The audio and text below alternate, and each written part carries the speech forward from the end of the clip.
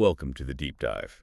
Today, we are immersing ourselves in a source that is, well, pretty explosive. We're analyzing a really complex identity-focused treatise. It presents this radical, sort of unified alternative history of survival, lineage, and even celestial influence. It's definitely a dense read, and its claims are, let's say, uncompromising. Yeah, and it's presented very specifically. The author calls it an archive scroll, archive law. Not metaphor, not history in the usual sense. Right, exactly. They frame it as detailing archive survival and lineage restoration. It feels like it's explicitly designed, almost like a manual for the modern diaspora. And that's our mission today, really, to unpack these foundational claims. They're highly specific, sometimes challenging. The text tries to unify the original man, this concept of Khan, and the modern diaspora, like they're all part of one encrypted scroll. So we need to look at how the author uses this coded language and even specific physical features to try and validate this lineage. Okay, let's dive in.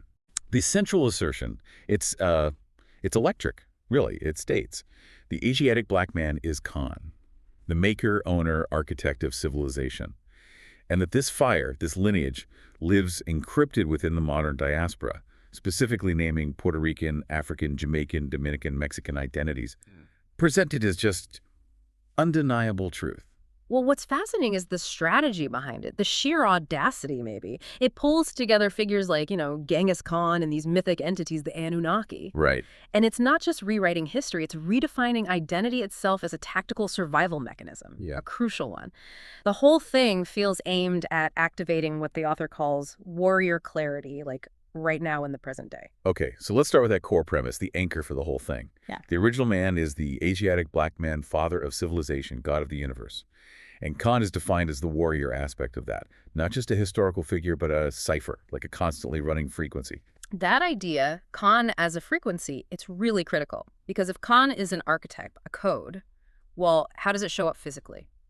And that's where the text brings in Genghis Khan Temujin as a specific, powerful activation of this divine warrior aspect. So not just the historical Mongol leader we read about. Well, yes and no. He is that leader, but the text presents him as someone who, rising from betrayal, built this empire using strategic alliances, the Yasa Code of Law. Okay. But it claims he moved with divine mathematics. Divine mathematics. What does that actually mean in this context, like geometry? Not really geometry, it's more like the inherent calculus of survival.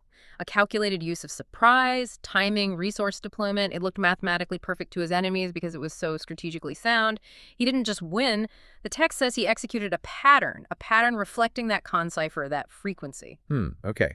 And here's where it gets, as you said, really interesting and specific, connecting this ancient pattern right to today's diaspora. The claim about the suffix can. Yes. Highly controversial, as you said. The text insists that the final syllable can in Mexican, African, Jamaican, Dominican, Puerto Rican, it's not colonial residue. Not just a coincidence or some linguistic accident. Nope. It's defined as a buried signal, a linguistic echo of Khan. It's supposed to be this constant, audible confirmation of that ancestral warrior lineage. Wow, that's a huge reframing. How does the author support that, though? I mean, phonetically. Or is there some alternative etymology offered? The support is more thematic, actually. It focuses on this idea of constant sonic vibration. The scroll claims that imperial systems often bury the truth of the conquered within the labels they impose. So by keeping that can sound there, the original architects supposedly guaranteed the cipher could be reactivated later. So it's linguistic reclamation, turning a colonial marker inside out, claiming it as an ancient sign of ownership. Pretty much flipping the script, you could say, making it an internal mark of origin. So if we connect the dots here, the text is basically arguing the diaspora isn't broken or scattered or lost. It's encrypted, perfectly encrypted, carrying Khan's fire in its name, just waiting for this scroll, this treatise to activate the knowledge. Exactly. And that takes us smoothly from the linguistic side into the celestial realm. That's supposedly where the initial encryption came from. Okay. The source brings in the Anunnaki, the star people from Sumerian texts, calls them the celestial architects. They're claimed to have seeded knowledge into the original man, to have whispered codes into chosen bloodlines. Right, the Anunnaki. So they established the first layer of this archive law, according to the text. And then Genghis Khan's rise, his strategic genius, that wasn't just human peak performance. Explicitly not, according to the source. It was celestial activation. powerful downloads from the Anunnaki designed to build and protect the scroll, the lineage. So Khan is just one manifestation, maybe the most successful military one, of a code that's much older. That's the argument. The text connects the Anunnaki directly to the original band, says they were the chosen builders of places like Kemet, Kush, the Olmec civilization. So Khan's rise isn't some Asian anomaly in this view. It's a systematic continuation of the divine blueprint, the recurring activation of the Asiatic black warrior when the archive is threatened. Okay, this framework then leads to the ultimate claim about modern survival and why you, the listener, should maybe care.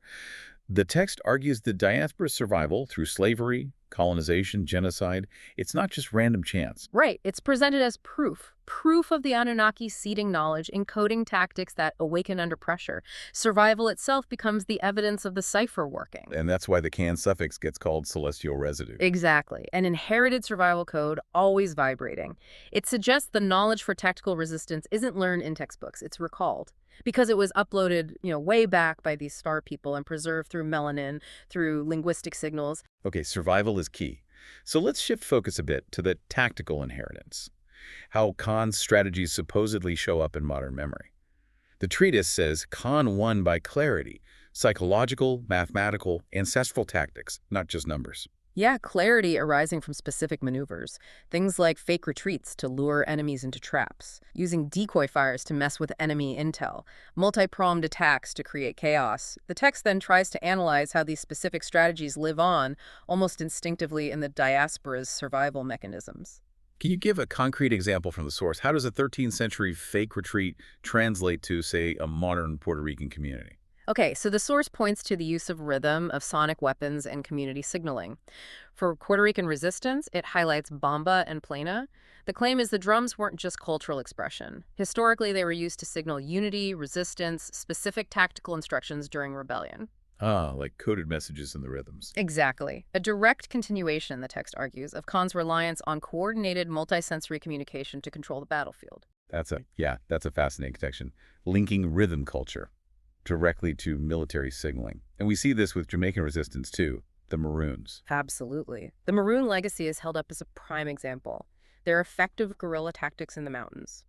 It's framed as mirroring Khan's fire, using train, surprise, disciplined internal loyalty to beat bigger forces. Makes sense in that framework. And for preserving the law itself, there's the griot tradition and African resistance, the oral historians carrying law, lineage, strategy. They're defined as the living, walking transmission of the archive scroll. The text also talks about unwritten codes.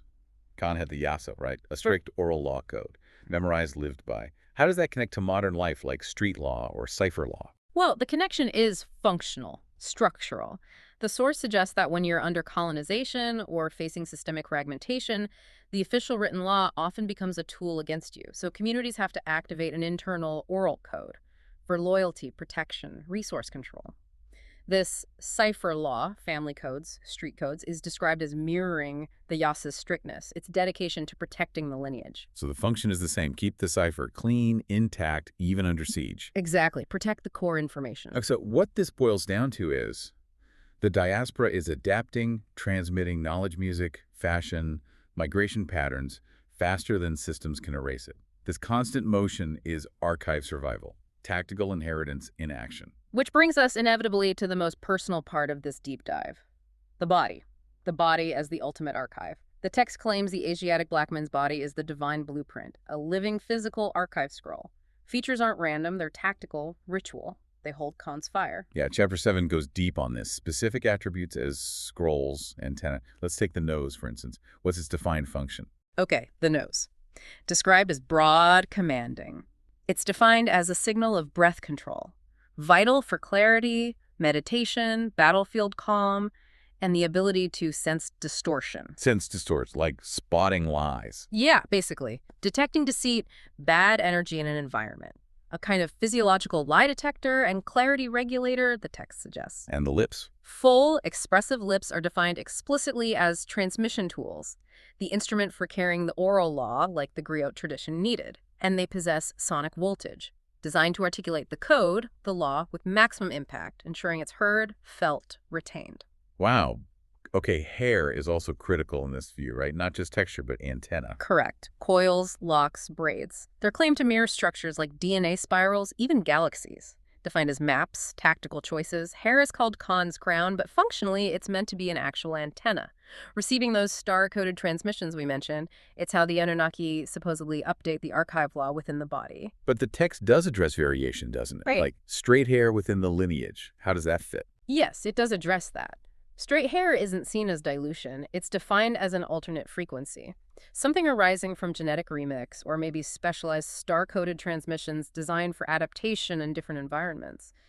The argument is the physical scroll might adapt its packaging lines versus spirals, but the core cipher, Khan's fire, stays intact.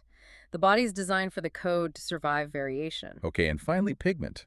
Melanin is called archive armor. Powerful image, but what's the claimed function?